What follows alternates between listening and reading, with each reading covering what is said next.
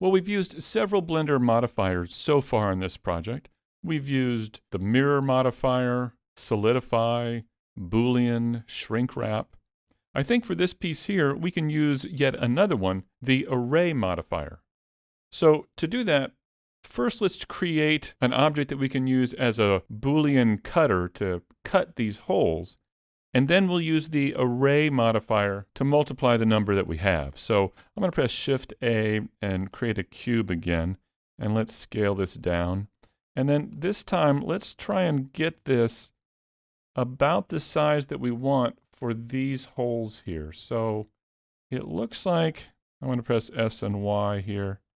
Maybe something like this. Let's give this a try. I'll hit S and X and scale this out. And then I'll bring this down.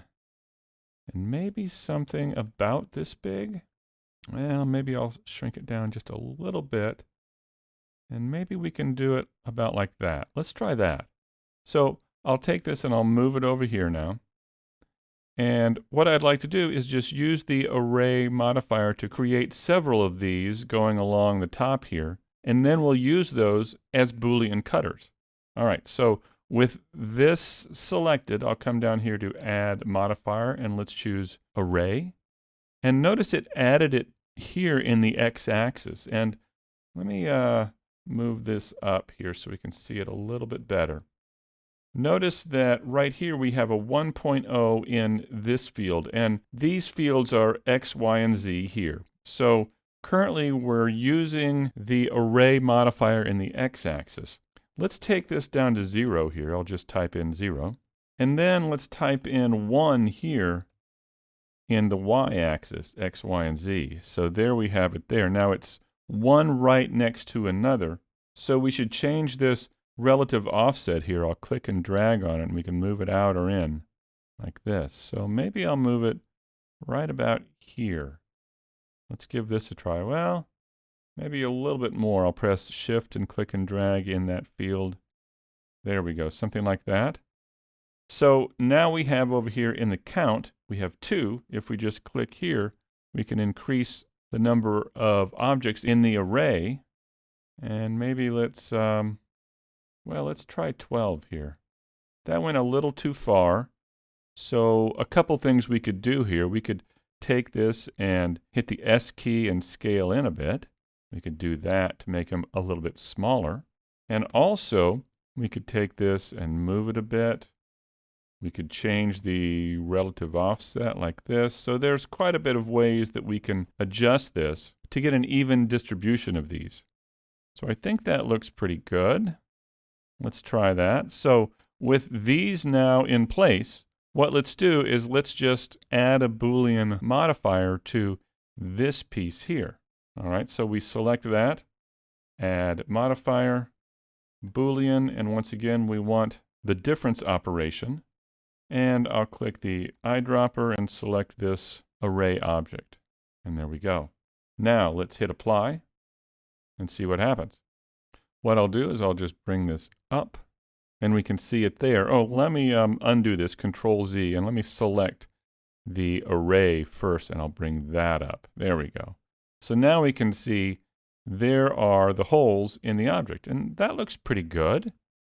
Let's now do the other side. What let's do is let's press Control Z to take it back down to where it was.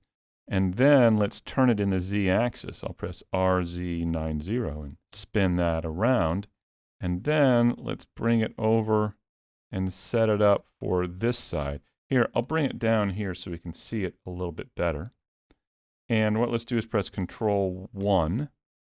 And we don't need all 12. I'll click here and reduce the number down to, well, let's try 3. Let's do this. I'll bring this over, kind of get it in line, and maybe I'll increase the offset. Let me do that, kind of spread them out a little bit more, and then bring it in like this. There we go. And then let's tab into edit mode, and when we do that, you can see here's that main one. Here's the actual object that we're using the array modifier on. And if I select this face here, I can drag it all the way down, have it intersect this side here. So there we go. Now we've got those three in place, and let's do it again. Let's select this piece here. Let's add yet another Boolean modifier. And let's click the eyedropper, and we'll select that array object. There we go. Now let's hit apply, grab that array, and let's move it up. And there we go. Now we've got those holes in place on that trim. Now we can just delete our arrayed object here. I'll just hit delete, and that will take care of those. Now what we can do is just mirror these over to the other side. So I'll take this one here, and let's move our cursor to the center of the grid, Shift S1. Now I'll move that origin to the 3D cursor, set origin to 3D cursor. And now let's add a mirror modifier here. And once again, we have that same problem. So let's just press Control A and choose to apply the rotation. And there it is over there. Let's do the same thing again. Set the origin to the 3D cursor, add modifier mirror, and there we go. All right. So in the next video, what let's do is begin working on these panels here, or these pieces here on the corners, and also the crossbars on the top.